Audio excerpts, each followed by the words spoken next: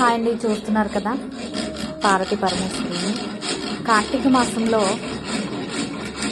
ఇక్కడ అనకాపల్లిలో దాదాపు 30 రోజులు కూడా విగ్రహాల రూపంలో పార్వతీ పరమేశ్వరుని పూజిస్తారండి.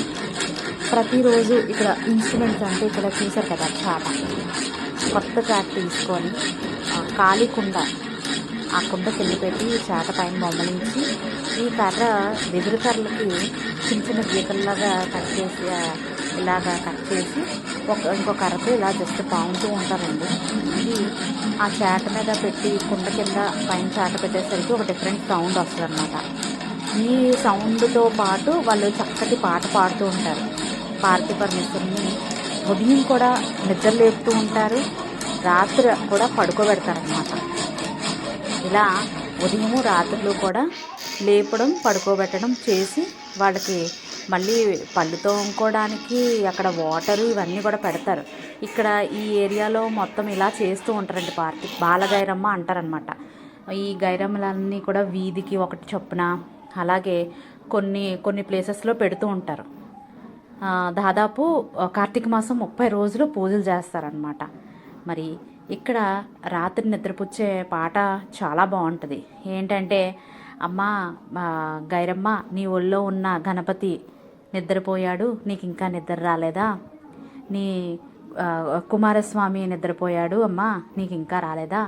నీ పక్కనున్న శివయ్య కూడా నిద్రపోతున్నాడు, మీ పడుకోండమ్మా, మీకు అన్నీ కూడా తెచ్చిపెట్టాము అని చెప్పేసి ఒకలాంటి యాస లాంటి పాట పాడతారనమాట. అదిగదిగో గైరమ్మ,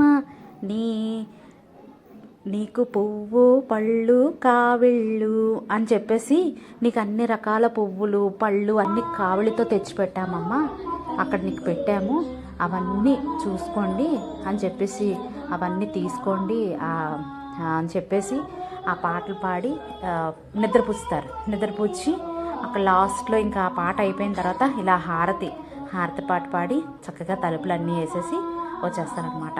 మళ్ళీ ఎర్లీ మార్నింగే ఒక 3:30-4కి మళ్ళీ వెళ్ళి తలుపులు కొట్టి మళ్ళీ మేల్కొల్పు పాట పాడతారండి.